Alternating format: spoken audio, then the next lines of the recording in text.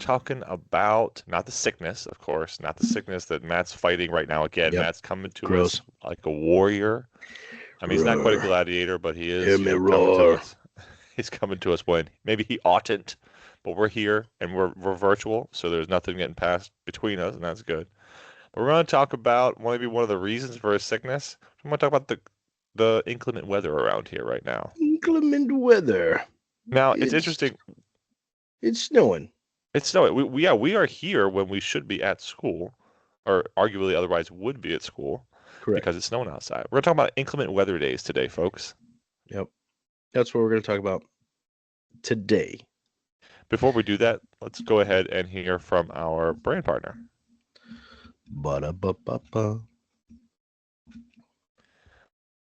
All right, so coming back, we have Miss Amanda Reed, who posted to the Christian School Group, Christian School Administrator Think Tank, which is a group on Facebook, and this was actually just a couple of hours ago. As you note here on the screen, it says, discussion time. Good morning. I'm out on the East Coast and snow is coming down. My question for all of you is, how do you handle snow days, as is making the call and communicating with your parents? So interesting. She's done our job for us. Yep. She's saying, first of all, I'm not talking about like making up the days. I'm not talking about how I deal with them in the start of the school year or when we have, our scheduling time. I'm talking about, what do I do? How do you go about being confident in making the call Yeah. and Pulling showing, that and trigger. yeah, how do you go about doing that? Uh, So that's what we're going to talk about today. yeah.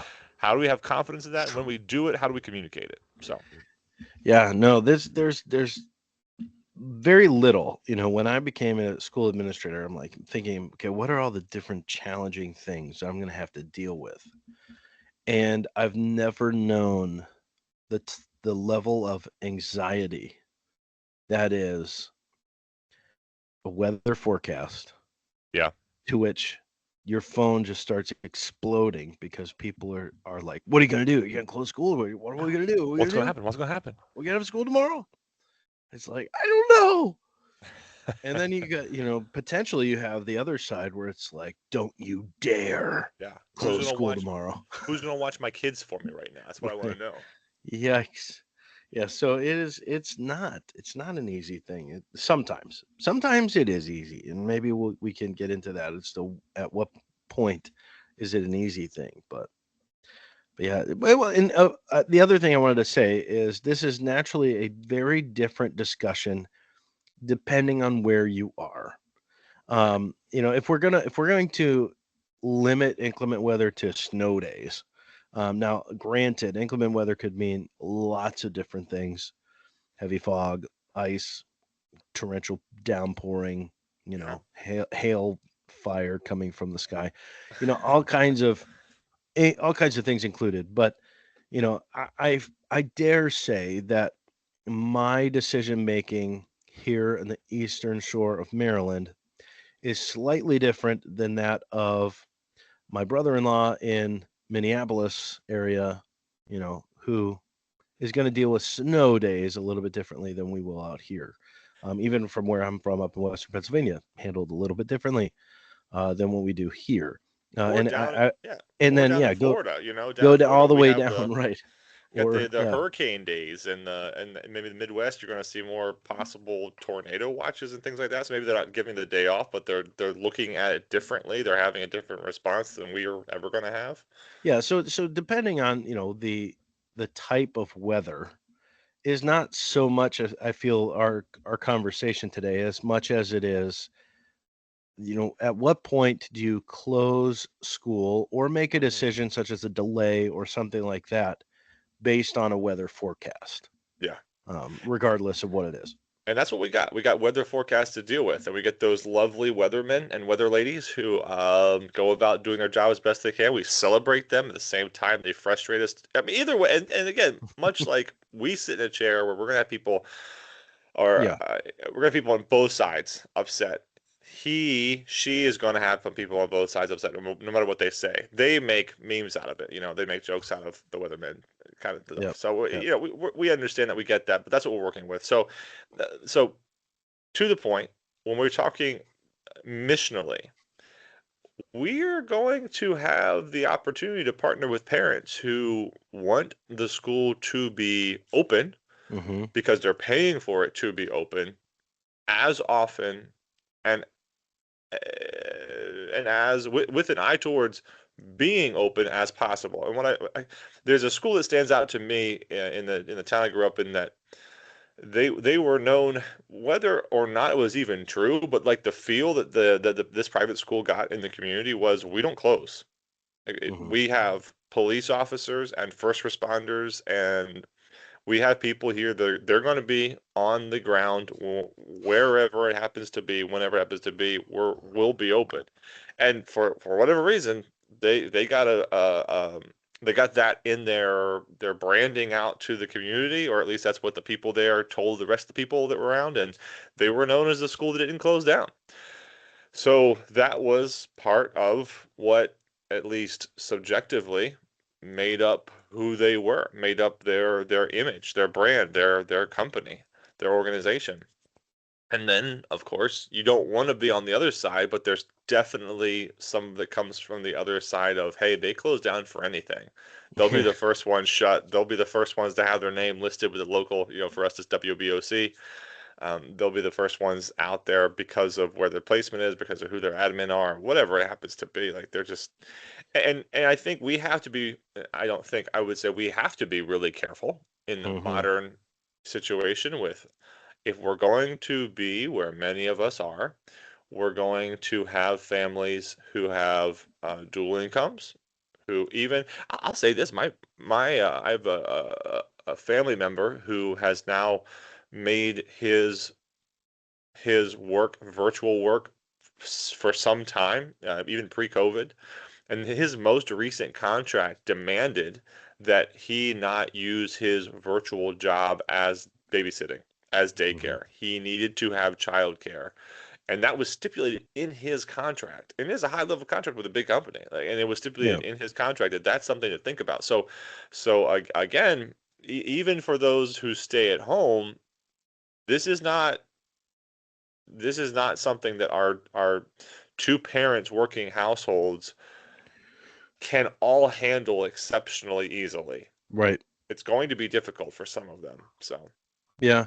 And that's that's the challenging part, I think, of making any kind of decision where you're taking the school off of your, the typical schedule is, you can't you can't make a decision for every scenario, for every situation that all of your families are in, and it's hard, especially whenever I'm going to make this decision, and it's not going to be easy for this family, and that makes it ultra challenging. But um, my mind was going to a couple different places when you were talking about that, where um, again, I'm thinking through the different scenarios where the school may say we never close.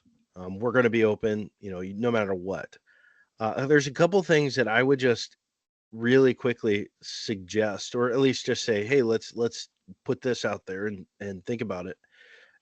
Because while I've considered this in some ways, and we'll get into kind of what our inclement weather policy is, but when you make the statement, no matter what, we're going to be open, you're putting a pretty high demand on your teachers, yeah. at that point. Like, teachers, no matter what happens, you get here.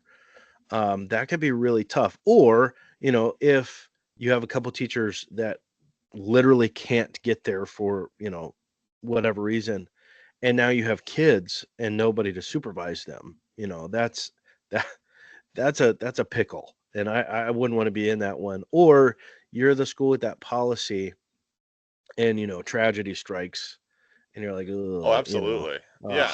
yeah, Because I don't want to be in that situation either. what starts out being for the families of we're going to do this. If you're going to stay open, you have to communicate that. Like we are going to stay open come Yeah, whatever because of our families, because we want to be there to serve them. yeah, And then the tragedy strikes because you have that family that feels like they have to push it and go, even though we're telling them. So a couple times now I've had the thinking while you were speaking, and even as I was thinking through what I was about to say, that There is so much benefit that comes from having these conversations early on with parents so they know where Yeah. the mindset is of the administration before, when it's bright and sunny in September and we are saying, hey, we when it comes to the January snow day, when it comes to we hear that there's a hurricane, for us, the first day I ever gave off here was for a hurricane. So, we got gale force winds coming, places are shutting down. We should not be in school because of the high likelihood that we're going to lose power, so on and so forth, and the Sure. craziness on the roads. We're going to shut it down for the day. Um, if I hopefully if I'm communicating that to my stakeholders well and early, they're going to be more invested they're going to see it my way perhaps as much as they're Hmm. ever going to. It'll never be perfect. Someone's always Right. going to be Yeah. Yeah. saying, "No, you did the wrong thing." But if I'm communicating clearly with them that, hey, we stay open regardless, but we do that as a service, not because we want to make sure that we have students who get that extra 8 hours in over their peers. Like, no, we do this because we know you are paying tuition. We know that you need us to be here. So we're not even promising that that day will be the most advantageous academic day, but we will say we're going to be who you signed up for us to be and to Hmm. offer. And Right. I don't really know of too many schools that set themselves up that way specifically. More either just don't have that conversation, they just follow whatever the county does, and they just deal with it from there. And a lot of communities will just rally around that because of Yeah. what you said, because of the safety factor, because we don't want that quote unquote blood on our hands. That would be Right. horrendous and perhaps a community destroyer. Let's be honest, that would be Now, hurtful. there have been a couple times, and I mentioned at the beginning of this that there's nothing more stressful than sitting there, when you're on that brink. I'm not sure if we should make this call or not. But I've had the situation, I've had the opportunity, the experience where I'm looking at the phone, I'm looking at, the weather, I'm looking at other schools are closing down, and there's something about that forecast where I'm like, you know what? I don't know. It's either going to be a terrible day or a really beautiful day. And I'm tending to think it's going to be more beautiful than terrible. And I didn't call off. And we were one of the very few who didn't. And it was a beautiful day. Oh And I man. was just like, yes. I was Vindication. so thankful. I mean, granted, the kids weren't very happy, but Yeah. because they knew a lot of friends that weren't in school that day. But I was like, hey, there we go. We didn't jump into that if the county calls it or if these other Hmm. schools call it, we'll call it. I played that one a little bit, just like, yeah, it could go either way. And I did one of those things where I told everybody I would make the call in the morning, plenty of time. And I was like, yeah, the forecast by that time was there was nothing coming. So we're like, Yeah. yeah, let's just everybody Let's come go to for it. school. We'll have a great day. We had a great day. So, you do have those opportunities, but I want to get to kind of just one real quick thought on just a policy, and one that I feel like has worked really well. Now, granted, um, you might be in an area, and this is where growing up in Western Pennsylvania, Pennsylvania does offer, even if for private schools, to use the public school transportation, so Hmm. buses, everything else. So our school, my Christian school, had about 5 school districts that were busing kids to our schools. And so the policy there was if your district closes, you don't have to come to school.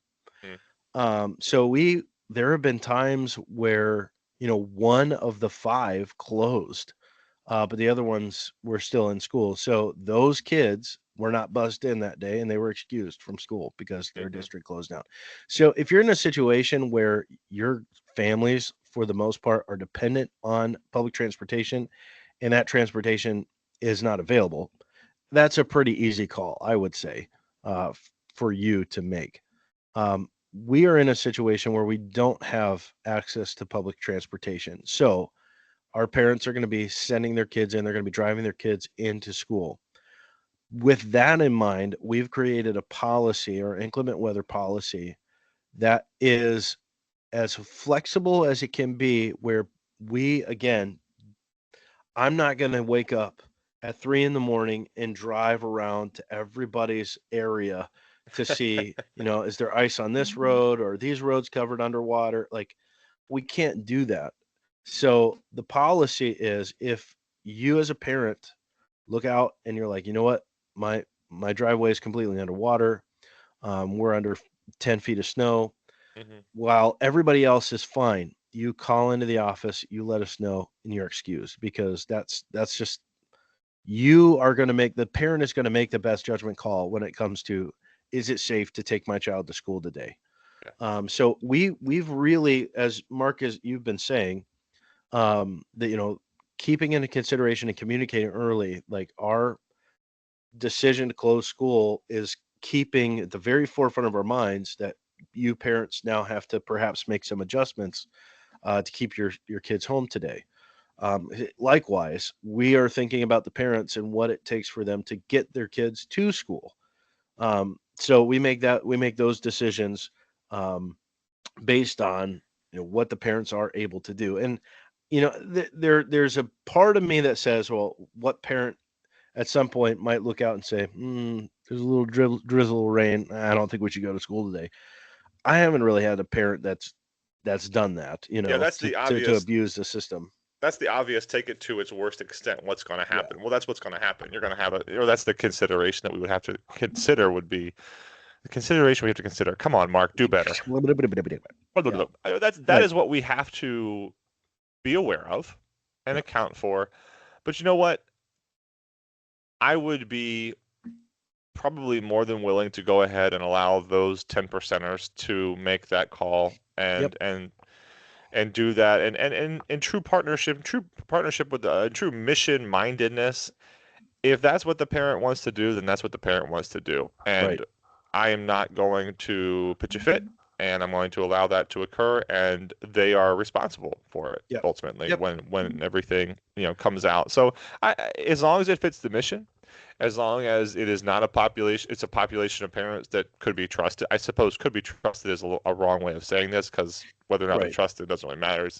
As long as it fits the mission, it's something the administration is comfortable with, perhaps it's a way of going about it. I would also want to point out, and the question which we started this from, which it was good to get a question from one of those forums, because that's how we started this podcast. We Hmm. looked at the different forums around us, and there's only a couple really for Christian school administrators. And the Christian school administrator posed this question, and it's good to be thinking about responding to her again. But one thing she pointed out was that she had thought about just doing what the county said, but that their school represents multiple counties. I know Right. where you are, we're representing at least three counties. We got the Worcester, Wacomico, and Sussex County, Yep. Delaware, and so there are the space from which the students are pulled is not small necessarily. And as you said, you're not going to wake up at 3 a.m. and run around. I will say there's a previous administrator at the school who did that. Mr. Rice would get up and go. Mr. Rice was single at that point, and Yeah. he would get up and drive. He was from well, I guess Eastern Pennsylvania. At some level, he liked being in the snow, and he was up stupid early anyway. So he would get up and he would drive around, and then he would make the call. Now that was Yeah. pre-internet. That was pre-internet days mostly. So Yeah. it was using WBOC to go ahead, and he'd make the call into them at 5 a.m. or whatever it happened to be, and he Yeah. would live with that decision. Now But yeah. I will say that when on the night I do make a call, like last night, I had to do Hmm. this. It was more like yesterday afternoon, but I will not sleep very much because I Sure. am constantly looking out. I'm like, please let there be snow on the ground.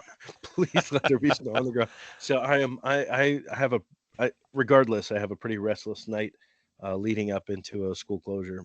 But You're telling that story. I should tell, a story that maybe I should tell the introduction here, but in my second installment, some of the first pushback, some of the first serious, communication I got from those who hired me actually was questioning on why I did or didn't call a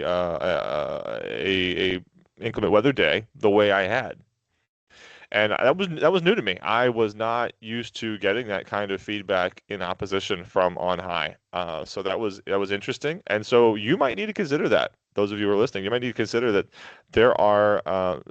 Do you have it written down as to who makes this call? I think of Matt Katowski out at Delmarva Christian. He has a transportation director, as he's the head of 3 campuses, and that he gets on the phone with that transportation director and those other building leaders at some stupid time in the morning, like 4:30, and they make the call. They have to make the call there for, their constituency, and that's been interesting to hear him talk about what that is. And he's also a part of what would be like the Sussex County, Delaware, of course, is a pretty large county and is where Mhm. almost all of their students come from.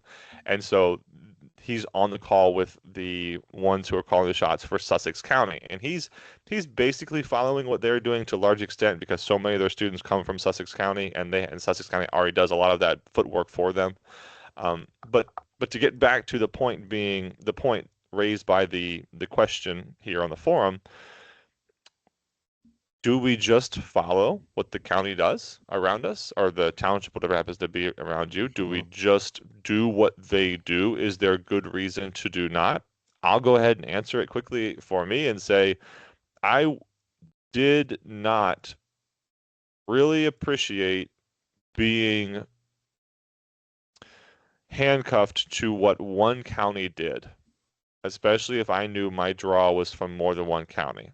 At the same time, it was very freeing to Mhm. just say, all right, they did it, we're doing it, we're done. If those two are doing it, we're done. That's it.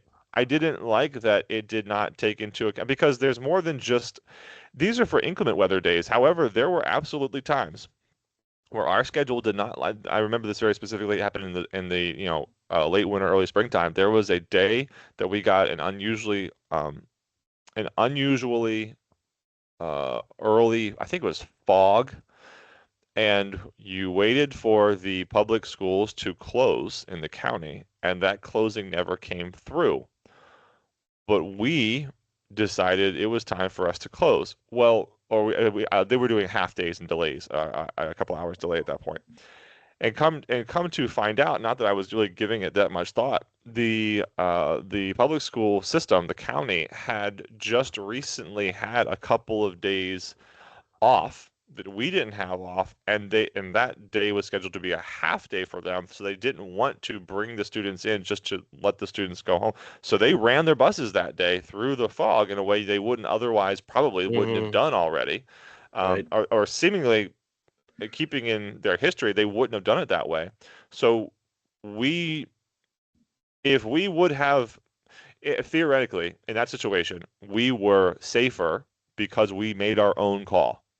So if you are going to stick with the county, there is some measure of, um, there's some measure of you got to keep in mind, do you have the county schedule superimposed on your schedule? And if not, do you have contact with them as to why they're making the call one way or the other that day? Are you like staying even informally informed concerning why they may or may not make a call that way? They have a professional development day for their teachers. They really got to get in. So they're going to do a half day. You don't have to do it a half day. You can do the whole day, or whatever else it might happen to be. Mhm. Just be aware. Besides either the freeing status of I'll just do whatever they do, or the take the initiative, I'll do my own thing regardless of them. Either way, there's going to be a couple of intricacies you need to think through as you take that stance. And if you're going to inform your parents of that, just make sure when you cross that, if you have if there's a tradition at the school of what has been done to that point, if there's an expectation of the way the procedure goes, and you change it, even if you've been there for 20 years and you change it, just be aware, like once you do that, it's going to be tough to go back the other way. Right. And make sure you make that change for a good reason. Yeah, I would urge caution of, making a full out decision of, whatever this county does, we're going to do. It's just like you said, it does very much handcuff you and keep you very limited in what you can do. But it's fine to say, as a general rule of thumb, we will pay attention to the schools around us, the counties around us, and allow that to inform our decision, rather than just saying, you know, pull up WBOC or whatever your news channel is, and if you see that district closed, then you can automatically assume that our school is closed as well. That may be the case, but I think it's a much safer place to just get into. The school is going to make its own decision, howbeit it is going to be informed by various things. So Just make sure it's written down somewhere. Either yeah, way, make sure you have written that down and that's yeah, clearly communicated to your constituency so that grandpa and grandma who are watching the kids while mom and dad are at, their New yep, Year's trip in Costa Rica or whatever, make sure that they know what to expect and they know where to look for that information. For me there was prior to me there was an actual posting done on the school's website, which was not very user friendly to do that. So I took that out and did not continue that, but we did include then a text message and an email blast, and there was a posting on WBOC, and there was social media growth in our. We began posting on social media. We were not doing that previously. So make sure that whatever your consistent ways of communicating that are written down and they're in the handbook to be expected and communicated to all those who would happen to be involved with it. Matt, do you reach out to your admin team before you make that call? I know you are the administrator, so it's up to yeah. you ultimately, but do you have a conversation with those around you? Typically, yeah, at least at the very least with the pastor, because it is part of a ministry as well. So, like, just to say, hey, are you seeing the same thing I'm seeing? Am I off on in left field with this one? And then if it's questionable, I might reach out to a few others and just say, hey, what are you seeing? What are you thinking?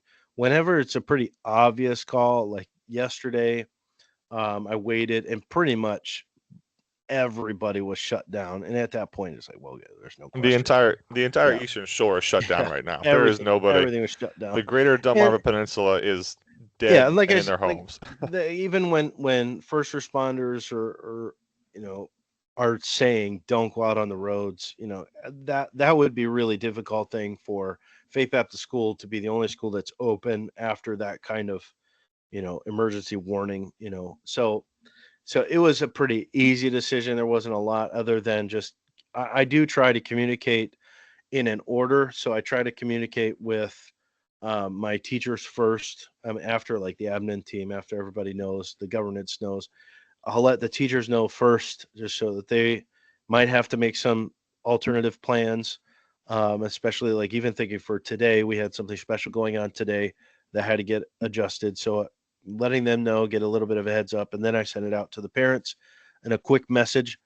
And then I go through our different so social media posting and posting on the news network that we have here. So I have that priority list that I do go through Hmm. to make sure it gets communicated. But even then, like there's still days where I get really nervous. I mean, today was our first snow day in a really long time. So um, I still kind of woke up today with, okay, who's gonna show up at school this morning, because I do everything I can to communicate to everybody, and there tends to be that one person that still Sure. shows up. Oh, there's nobody here. What's going on? Well, and in my situation, I was 35 minutes away from my previous installment, Yeah. and so I was definitely calling those people around, and that was another reason to go ahead and make the switch to the we're going to do what the county does for our unique situation. It was an expectation. It came to be noted to me there was an expectation that someone previous to me had changed, and so it was going back to what was known, but letting the county make that call overall was helpful until, as I already noted, it wasn't. Hey, we are going long on this, so Yeah, we should yeah, yeah. go We, ahead and we're done. stop on this one. Yeah, That was fun. that's good. I mean, we're in the moment, so it's a little easier to talk about things that we're dealing with right here, right Yeah. now. But I'm sure when you're listening to this episode in the middle of July, you're like, why are these guys talking about this What for are so they long? doing? My goodness. But yeah, Well, not in speaking January. of all this cold that we have right now, we're going to talk about somebody who lives in Michigan and is in Mm. Michigan. Our Christian administrator spotlight goes out to Pastor Doug Jackson Oh today. yes, Doug Jackson at its Community Baptist Baptist Christian Christian School. School. There you go. Yes, in Saginaw, Michigan. In So Saginaw, Michigan. so Pastor Jackson. Has been there in Saginaw for a long time. We probably should have looked up at how long he's been there, but it's been a really long time. Because he's really no, I'm not going to go down that road. But He would laugh. He would laugh at that. He would yes, laugh at he that. would. He's a great sport. But he's again one of these guys wearing multiple hats. He's the pastor. He's the administrator of the school there. Has been for a really long time. He has a good heart for people. He has a heart for ministry. While we were at our alma mater at our college, he was the school board president there, um, and had a heart for the students and encouraging them in ministry. But I have an even deeper history with Pastor Doug Jackson Mm. because when he was just starting out in ministry, he was a youth pastor in, you guessed it, Clymer, Pennsylvania. And they all filter through Climber. I know. And my mom was in his youth group. Wow. So as I said, he's got some road beneath his feet. Them But them he roots is are deep. yeah. So he had a great impact on my parents in their youth, and into their college age, and as they were getting married as well. So I look upon Pastor Jackson with great admiration for the work he's done, the faithfulness that he's had, and over the past couple of years, I know for him physically have been really challenging. So we will continue to pray for him as he continues to. I think he is improving and doing well, but He's at that point in ministry where he's starting to let go of a couple things, and for these guys that have been in it for so long, that's a challenging time. So really thinking about him and thankful for the work that he's done there in Saginaw, Michigan for many, many years. And we are actually going to take a moment now and pray for Brother Jackson out there in Michigan. We're going to start doing this on these podcasts more regularly. In fact, we're just going to, at some point, just move straight to prayer after announcing their names and making sure that we should have done this from the start. And Yeah, we might filter back through and name a bunch of people at some point in the future who we already spotlighted who need prayer. But don't think that we haven't prayed for you if right. we got to you previously, but we're going We're to just pray going to for, record it now. yeah, we're just now just going to record it and make sure that you know that we are, because it's important. This part of our mission, what we're doing here is we are trying to build a community. We are trying to empower. We're trying to offer, yeah, sure, professional development through practical conversations. And we got some exciting things going on this year, but we want to make sure we do this as part of that. So let's do that now. Yep. Father in heaven, we think now of Pastor Doug Jackson. We thank you for the work that he has done over the years in his church and in Christian education at the for pre-K through the university level. Bless him now, even through his physical struggles, as you would see fit, as is consistent with your will, and as he steps away, as he steps into the next step, the next part of his life. In this his retirement age, give the necessary mental affirmation of those around him, the understanding that what you have raised up and you've allowed him to be a part of is your work, and it will go on past him, as I'm sure he would realize the same and claim the same in the fun voice and the fun personality that he has openly, knowing you are the great God we know as well. We love you. Amen. All right. Amen. And we are going to wrap up this episode of the Christian Principles Podcast. I hope everybody is safe and warm, not, under piles and piles of snow as we are right now. Thanks for growing with us today. Before you go, we want you to know that we truly enjoy building this podcast and our community of Christian school administrators. To keep building on what we started, though, we really could use your help. Would you, right now, click follow on our Apple Podcast or Spotify podcast page? Doing so not only sends the sultry sounds of the Christian Principles Podcast straight to your account, but further helps us climb the ladder and reach even more Christian school administrators. Want to do more? Maybe bless us by sprinkling some extra goodness on our day? How about leaving us a shiny 5-star rating with a comment concerning what you like the most? As always, if you have further questions, comments, want to be a guest, know of someone who we should speak to, or just want to see more of what we're doing, you can find us on YouTube, X, Facebook, or contact us through email at info@christianprinciplespodcast.com. Thank you for partnering with us, and may God bless.